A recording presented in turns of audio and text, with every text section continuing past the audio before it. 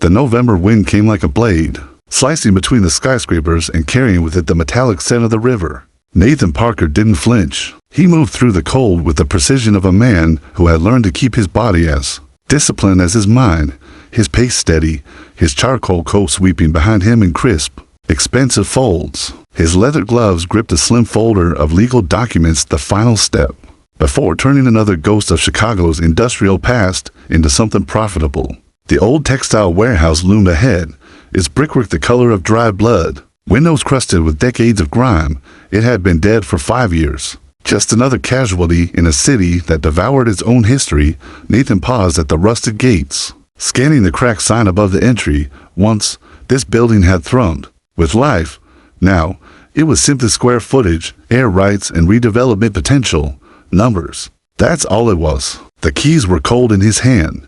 The lock resisted. A reluctant guardian to a place time had forgotten, but finally it gave with a groan. He stepped inside, and the air shifted musty, dry. With the faint sweetness of rotting wood, sunlight streamed through high, dirt-streaked windows, slicing the shadows into long, slanted ribbons. Dust motes swirled lazily in the beams, stirred by his arrival. Nathan's polished shoes clicked sharply against the wooden floorboards as he moved through the cavernous space. His eyes scanned the walls, noting where brick might need reinforcement, calculating costs for rewiring, imagining where luxury loft windows could be carved out of the aging facade. Then he heard it, a sound so small it might have been mistaken for the building settling, soft, rhythmic, steady.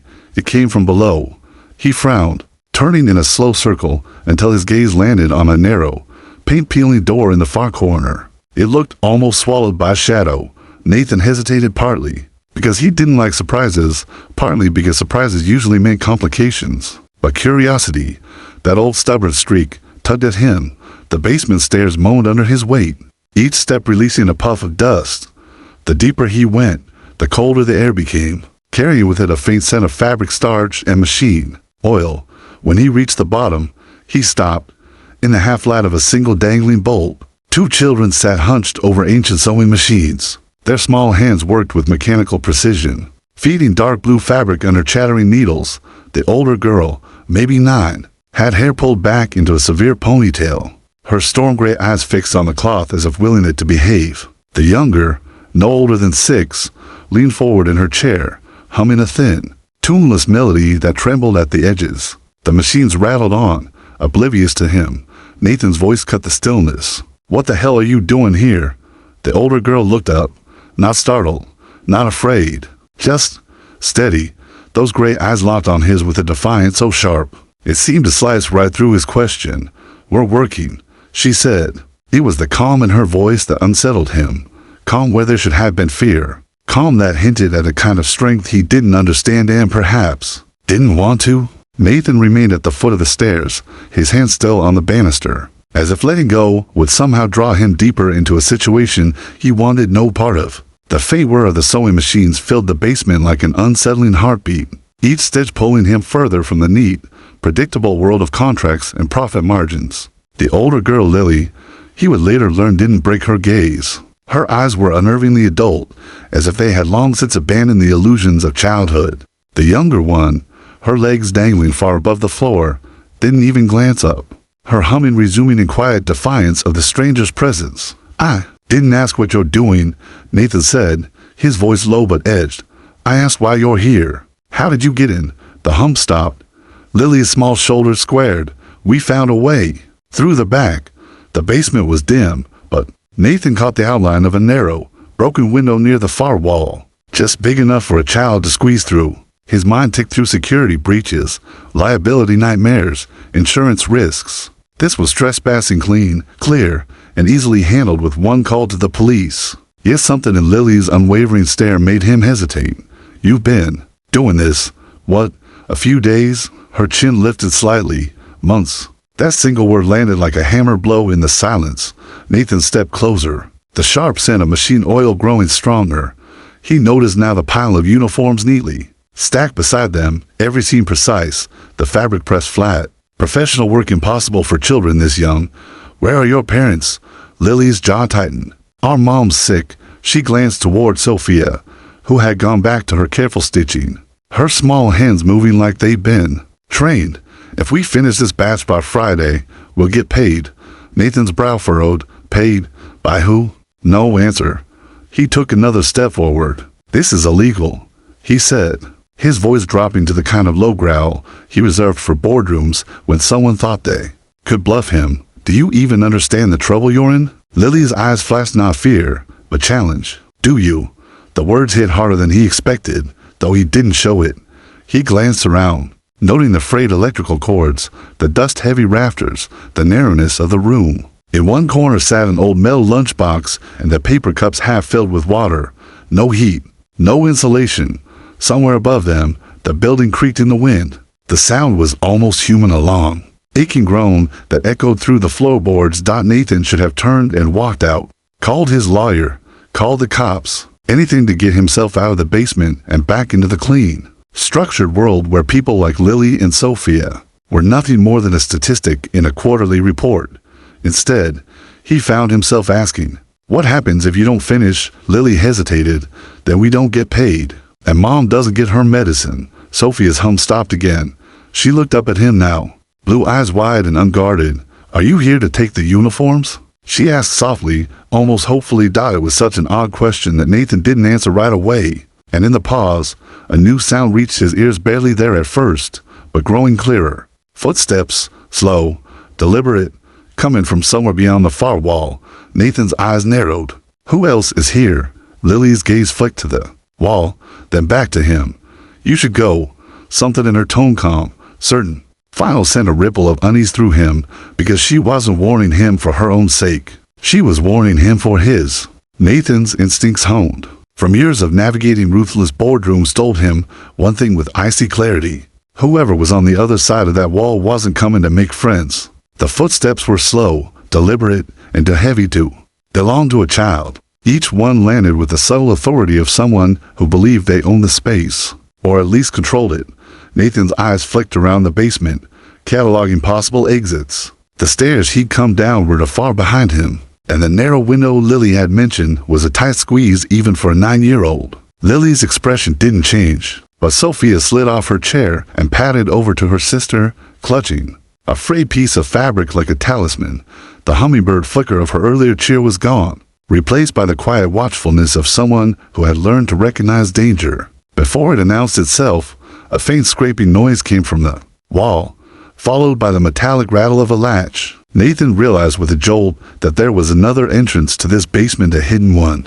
A thin seam in the concrete gave way as a heavy door swung open, spilling in a slice of colder, darker air. The man who stepped through wasn't large, but he carried himself with the coiled stillness of someone who could be dangerous without raising his voice. His coat was cheap but neat, his hair slicked back in a way that revealed more scalp than style. In one hand, he held a worn leather briefcase, in the other, a paper cup of coffee that steamed in the basement chill. His eyes pale and sharp as shards of glass landed on Nathan first. They flicked to the tailored coat, the polished shoes, the quality of the leather gloves. A businessman. Out of place here. Didn't know we were giving tours, the man said, his voice oily with suspicion. Nathan straightened, the instinct to dominate a room kicking in. But this wasn't a boardroom, and he wasn't holding the upper hand. I own this building, he said evenly. You're trespassing. The man smirked, the kind of smirk that said he'd heard worse from better men. Funny. I've been using this place for months. No one's come knocking until now. He glanced at the girls. You've been chatting with my employees? Nathan caught the flicker of Lily's jaw tightening, the way Sophia's small fingers clung tighter to her sister's sleeve. Employees. That was one word for it. This ends today, Nathan said. His voice was firm, but something in the man's calm demeanor set his teeth on edge. This wasn't a bluffer. Ends.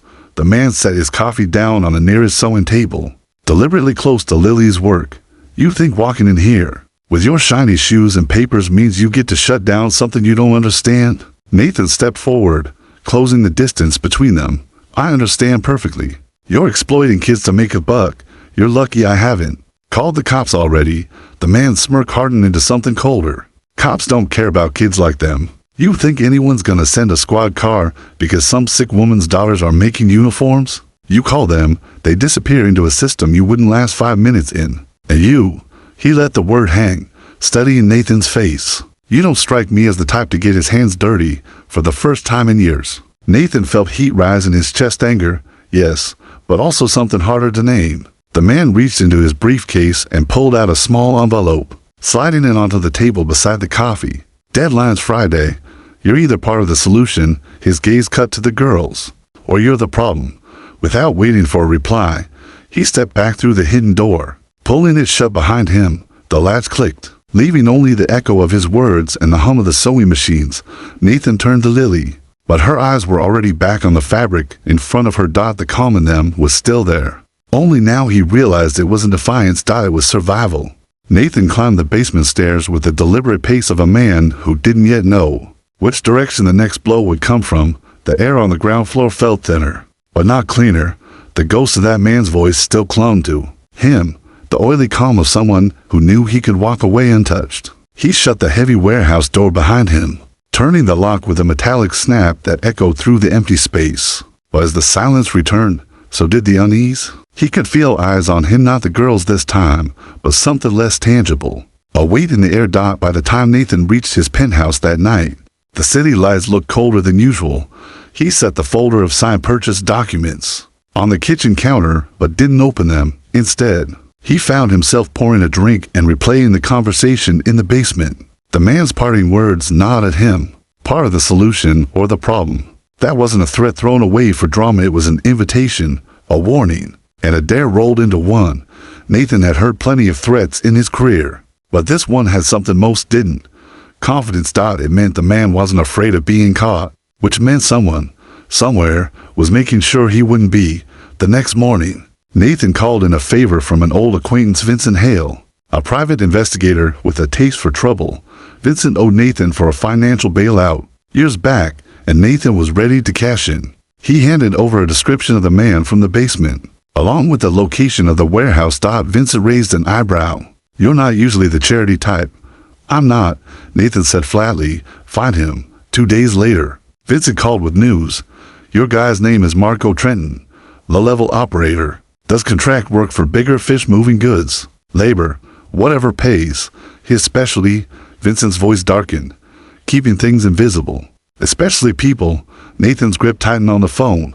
"And the girls, not on record. They don't exist in any system I can find. No school, no social services, no paper trail." Vincent paused. "That's not an accident." That night, Nathan went back to the warehouse, telling himself it was to assess structural repairs. But when he stepped into the basement, he found the girls still working. The hum of the machines more ragged now.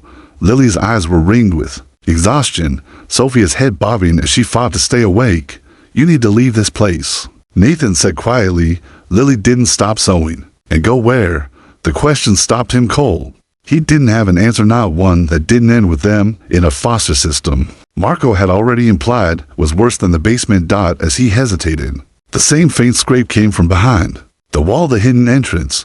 This time, Nathan moved before it opened, positioning himself between the girls and the door. Marco stepped through, eyes narrowing at the sight of Nathan standing his ground. "You didn't get the message." "Oh, I got it," Nathan said. "I'm here to deliver one back." For the first time, Marco's smirk faltered, but before Nathan could speak again, Sophia whispered something that made his blood run cold. He said, "If we don't finish, they'll take Mom away." And that was when Nathan realized Marco's leverage went deeper than money. He wasn't just exploiting the girls, he owned their future. The first time Nathan saw the girl's mother, she was framed in the peeling doorway of a third-floor apartment that smelled faintly of mold and boiled cabbage. The hallway was narrow, the kind where sound seemed to travel in long, low vibrations, televisions murmuring through walls, footsteps echoing the floors away. She leaned against the doorframe as if standing upright required conscious effort. Her hair, once probably dark and full, clung in damp strands to her temples. Her skin had the pale, almost waxen look of someone whose body was fighting battles it could no longer afford. "You're the man from the warehouse," she said, her voice rasping. Not as a question, but a weary observation. Nathan didn't know how to answer, so he didn't. His gaze flicked past her to the single-room apartment. The furniture was mismatched and worn, a small table piled with unpaid bills, a chipped mug beside it still steaming faintly. On the wall, taped with yellowing corners, was a photograph of two little girls laughing in summer light. Before exhaustion carved lines into their young faces. "I'm Nathan Parker," he said finally. "Your daughters, I know," she cut in. "They told me you came by." She coughed, the sound rattling deep in her chest. "If you're here to tell me it's dangerous for them to work there, you're wasting your breath." He stepped inside, the floor creaking under his weight. "Dangerous is one word for it. Illegal is another." She gave a humorless laugh that dissolved quickly into another cough. "Illegal doesn't feed them. Illegal doesn't pay for these." She gestured to a small table in the corner stacked with prescription bottles, some half empty, some tipped on their sides like fallen soldiers. Nathan studied her. The way she spoke wasn't defensive, it was resigned. She knew exactly how wrong the arrangement was, but resignation had replaced outrage long ago. "Marco's got you trapped," Nathan said. Her expression hardened at the name. "Marco's the only one paying in cash. You think anyone else would hire the little girls? He keeps them fed. He keeps me alive, for now." Her eyes, so much like Lily's, fixed on him until Friday. The words carried more weight than their surface meaning, and Nathan felt a shift in the air. "What happens Friday?" Her gaze flicked to the window, where the late afternoon light was already dying. "If the uniforms aren't done, he says he'll send people, not just for the girls, for me, too. He says he knows places where they'll never be found again." Nathan's jaw tightened. "That's a threat. That's a promise," she said softly. Something moved in the hallway outside, a shadow passing the door's thin strip of glass. The mother's eyes darted to it, her shoulders stiffening. "You need to go," she whispered. But Nathan didn't move. He stepped closer instead, lowering his voice. "Do you know who Marco's working for?" Her lips trembled, and for a moment, he thought she might refuse. Then she said a name. It was one Nathan hadn't heard in over 20 years. The name of a man who had once held power over him. The realization hit like a punch to the gut. This wasn't just about Lily and Sophia anymore. Marco's leverage, the mother's fear, it was all part of something Nathan thought he'd escaped decades ago. And if that man knew Nathan was back in the picture, the girls weren't the only ones in danger. The truth beneath the ashes sound of the storm had faded into a faint drizzle. By the time Nathan Parker stepped out of the old warehouse's basement, his mind, however, was anything but calm. The voices of Lily and Sophia lingered in his head, not the frightened cries from earlier, but the quiet, trembling way they'd spoken about their mother, a sick woman, no money, no one to help, but something about their story didn't line up. The girls had said they worked for Mr. Cole, an old man who helped them earn money by sewing. Yet Nathan knew every business in this district, and no such man officially existed. That meant one thing: someone was using them off the books. And in Nathan's world, that kind of shadow operation never came without deeper rot. He lit a cigarette and leaned against the rain-slick brick wall, his sharp eyes scanning the dark street. His driver, Mason, waited by the car, but Nathan didn't move toward him. Instead, he pulled out his phone and dialed a number he hadn't used in years. The call connected after a single ring. "Parker," a gravelly voice said. "Didn't think I'd hear from you again. People change," Nathan replied, his tone low. "I need information. Fast." The man on the other end chuckled darkly. "About an abandoned textile warehouse on Fulton Street. Basement.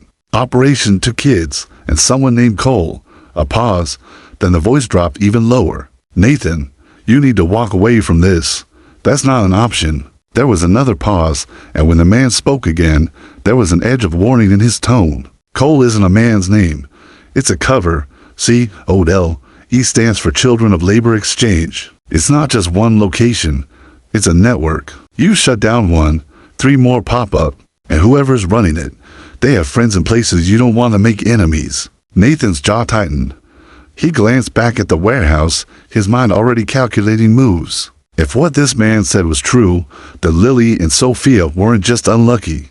They were trapped in a machine designed to keep them working until they were broken. The voice continued, "If the girls you found are part of Cole, then they're worth something to them, and once they realize you've been in there, you'll be worth something too, as a problem to be erased." Nathan ended the call without a word. Meanwhile, in the basement, Lily sat beside Sophia, who had fallen asleep against her shoulder. The machines were silent now, the single dim bulb casting long shadows across the cold cement floor. But Lily wasn't looking at her work or at the shadows. She was looking at the old rusted door in the far corner, the one Mr. Cole had always told them never to open. Tonight, she could swear she'd heard a noise behind it. Not the sound of footsteps or machinery, but a faint, muffled cry. Back upstairs. Nathan pushed open the warehouse door to go back in, but froze. A black SUV he didn't recognize had pulled up to the curb. Two men in heavy coats stepped out. They didn't knock. They didn't speak. They simply walked inside as though they owned the place.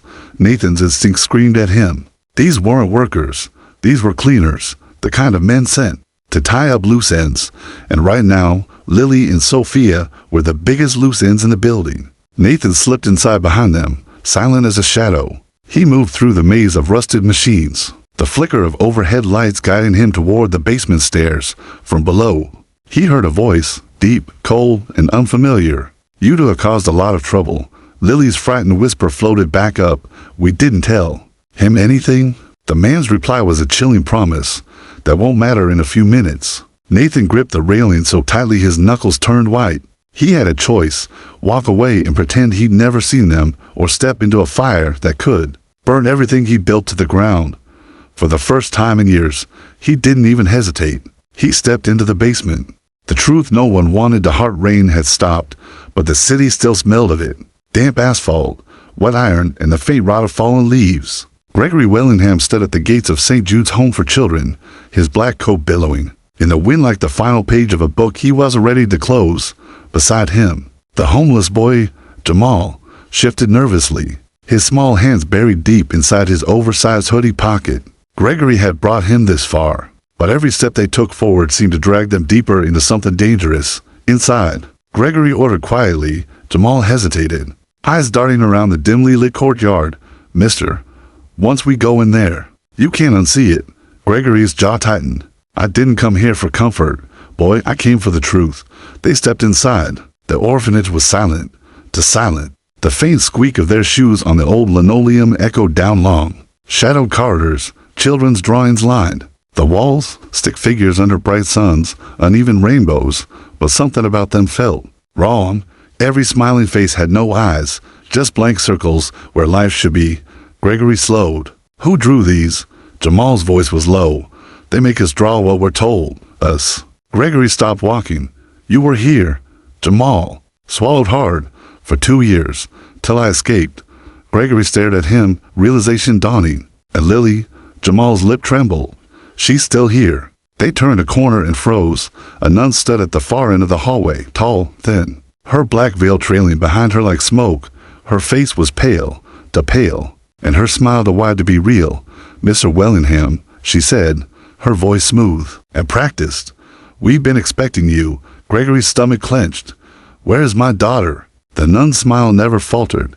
"She's safe, but you've been misled. She's not the girl you remember." Jamal grabbed Gregory's sleeve, whispering sharply, "Don't listen to her. She's lying." The nun tilted her head, eyes flicking to Jamal. "You again. We thought you were dead." They were led down another hallway, past locked rooms, where muffled cries and the faint hum of machines leaked into the air. Gregory caught glimpses through narrow window slits, pale children hooked up to for drips, whispering in unison to someone unseen. The nun stopped at a heavy metal door. "She's in here," she said, producing a key from her rosary chain. "But I must warn you, she doesn't remember you, and perhaps she shouldn't." The lock clicked. The room was dim, lit only by the flicker of a small lamp, and there, in a narrow hospital bed, sat a girl with golden hair, wearing a plain white dress. Her face was pale, almost doll-like, but her eyes were wrong. They were not the bright, innocent blue he remembered. They were a stormy, endless gray, and they fixed on Gregory with an unreadable intensity. "Hello," she said softly. "Are you the man who keeps dreaming about me?" Gregory felt his breath hitch. "Lily," she tilted her head, as if studying him. "They told me my father died a long time ago." Jamal took a step forward. "They lied to you, Lily. He's right here." The girl's lips curved into a slow, unsettling smile. "No, Jamal," she whispered. "They lied to him." Gregory's pulse thundered in his ears. "What do you mean?" Lily's small hand slipped under her pillow, and when it came out, she was holding a folded photograph. Gregory's heart stopped when he saw it. It was a picture of him, taken years ago, but in the photo, he was standing in the very hallway they just walked down, holding her hand. The date printed at the bottom was from after she'd supposedly died, and then the lights went out. Somewhere in the darkness, a child laughed, not with joy, but with the hollow sound of something ancient and wrong.